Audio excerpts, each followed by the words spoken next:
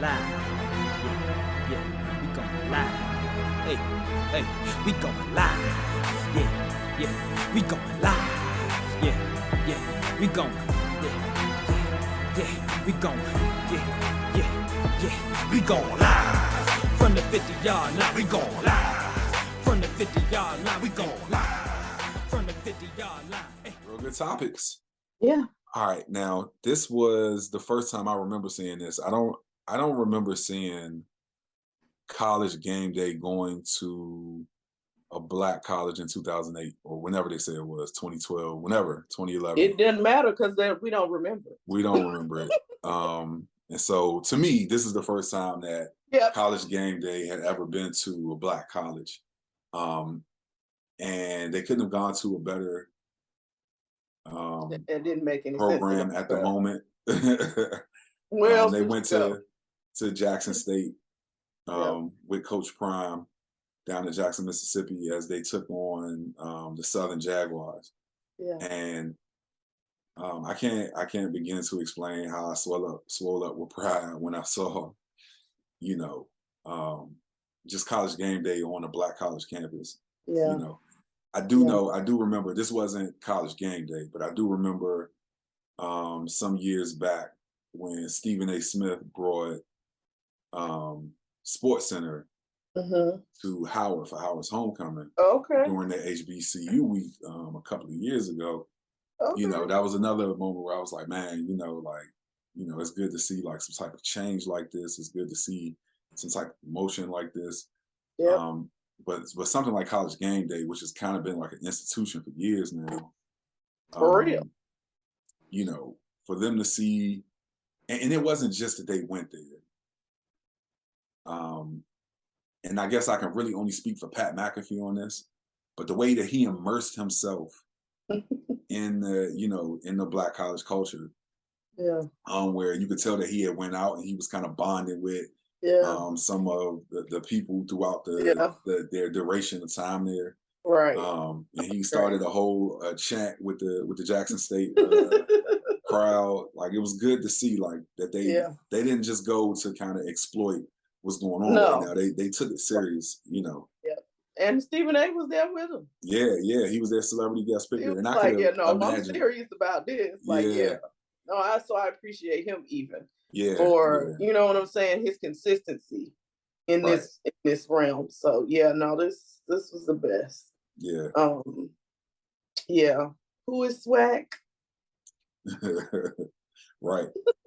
It's right before he got off of College Game Day, he went to go, get his team ready and everything. He led the Jackson State fans in that chant, "Who is Swag?" Yeah. Who is Swag? And it's great. I keep hearing halftime, they did Swag in the field too. Oh yeah. Yeah. I keep thinking about this because I keep hearing, commentators and interviewers keep asking Coach Prime about a Power 5 job. And, obviously he would have to do his due diligence, but man, I really feel like we need him to stay in black college football. I don't think he's going anywhere. I don't want to believe that he will, but I do understand his loyalty to his coaches. And, he talks about how criminally underpaid they are. And so for them to be so underpaid, how he could create a situation for them. You're not bored. He's just tired. Yeah, I'm just tired. I'm sorry. He's not bored. I'm hoping that they are, they're able to make sure that he stays there and that they are able to pay those coaches what they're worth. Yeah. I mean, you got personal relationship. Well, we have personal relationship with one of his coaches anyway. Yeah. So, shout out to Coach Flea. Coach Flea. Yeah. No, I'm not calling him that. Coach Flea. Yeah. But I am eternally grateful. Even if he said, "This is it, my last year," he has still made an indelible imprint on the way that the world sees HBCU. Definitely. So I am appreciative, if nothing else, for what he's already accomplished. And to have, like you said, to have college game day, there was a very special moment. Yeah. Very special. Yeah. Definitely. For sure. All right. So I don't know. I'm sick of this. I'm sick of these Paul this brothers. Your world. You know, this your world, right? Yeah. Yeah. I'm sick of the Paul brothers, going out and creating these fights. And I feel like I don't know if they're really winning them, if somebody is kind of behind the scenes pulling the strings. But Jake Paul decided to fight Anderson Silva, who is a legend in mixed martial arts. And Jake Paul had an interesting wager. He said that if he wins, Anderson has to become the president of an organization to help MMA fighters get better benefits, which, shout out to Jake Paul, that is something that is needed. I loved it. They treat, actually, the UFC is kind of different.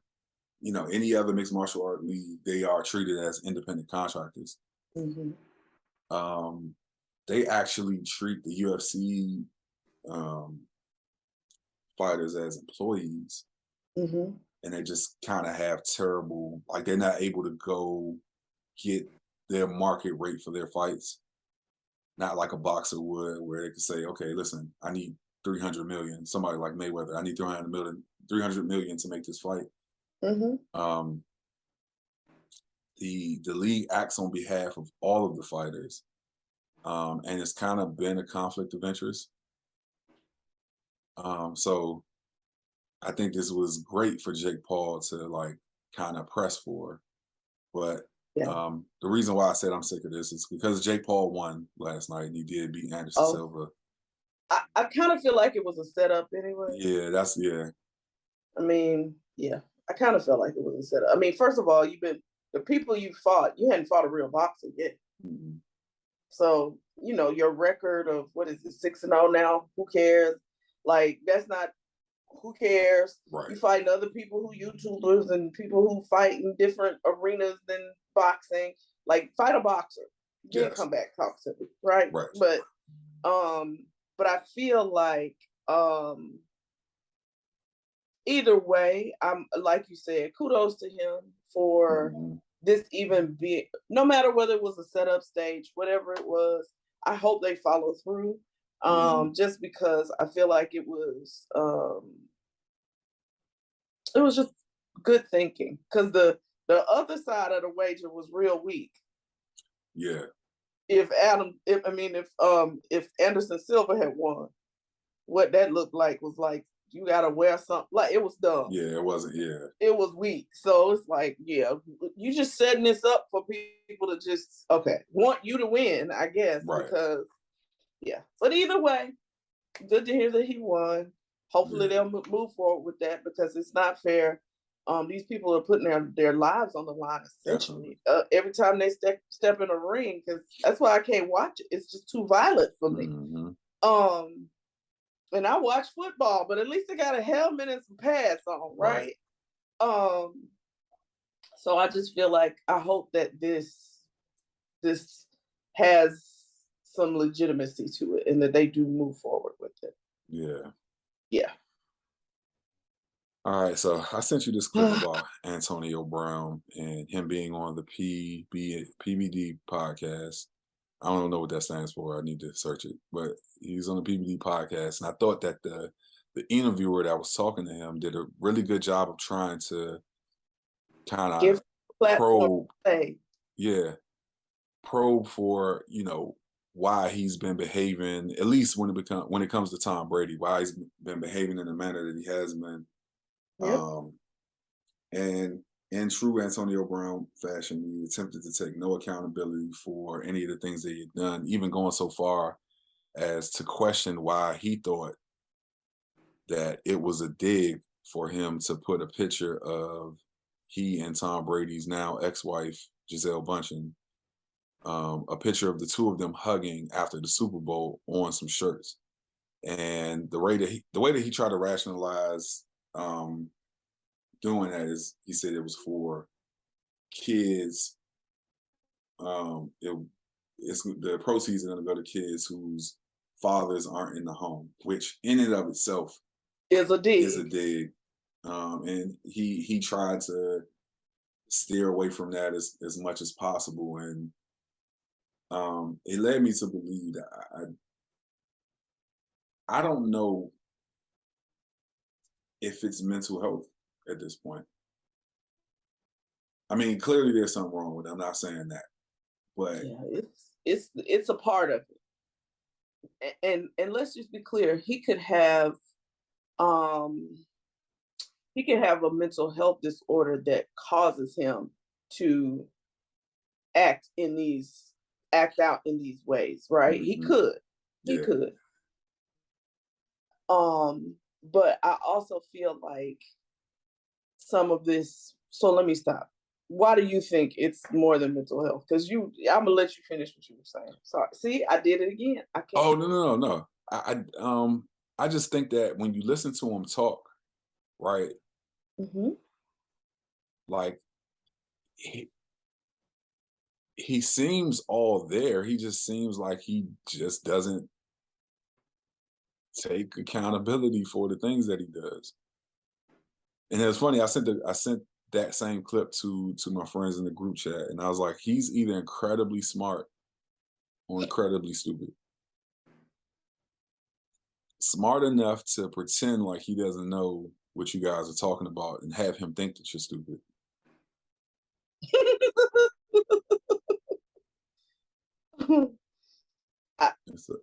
So you know what my comment was about this.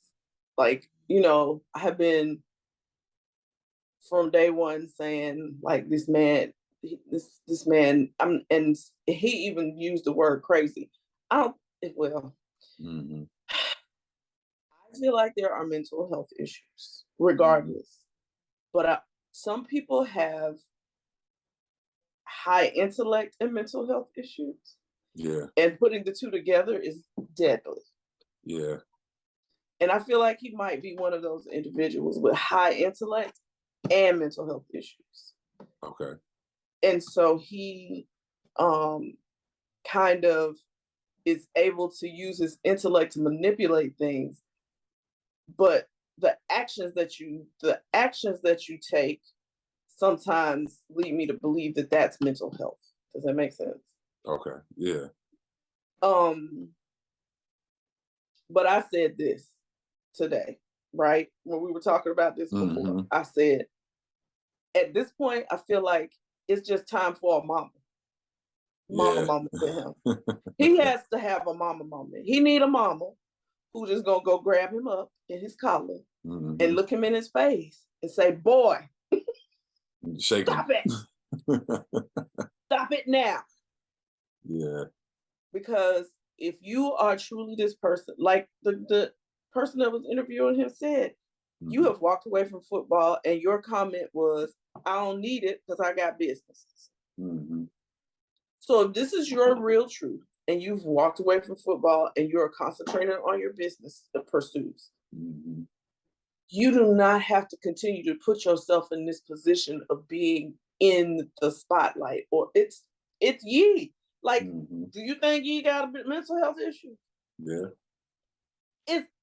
They're operating on that same level. Like, they need that controversy, that antagonistic viewpoint to be able to keep themselves in the midst of things. Because Kyrie anyway, but it's not for the same purpose. Right. Like, I genuinely feel like, I don't know that Kyrie has mental health issues. I don't believe that. I think Kyrie is just really firm about some things that he believes that might be a little wacky to the rest of us, but he believes firmly in them. Or he's really, strong about pro-Black, all this kind of stuff. And that's just where he is. I don't think he has, but these two is different. Yeah. When you look at Kanye and you look at him, there's something wrong. Yeah. the actions they take they're not logical. The actions are illogical, and that's what makes me think it's mental health. Right. You're just both really smart, Mm-hmm. but the actions are, yeah. Like something's not connecting like it needs to. Yeah. It really ain't. It ain't connecting. So that's just my take on it. And there's no way you're gonna be able to convince me that you weren't trying to dig at Tom Brady when you made those shirts. I don't no way you. And then for you to turn around and say you made them so kids who don't have that, you just did double dig. You double dug. Like, what is that? Right. So yeah. Either way, I'm keep praying for the young man. Yeah, me too. That's all I can do. Pray for you. Now put the cameras on me, put the cameras on me, put the cameras on me, put the cameras on me, put the cameras on me, put the cameras on me, put the cameras on me.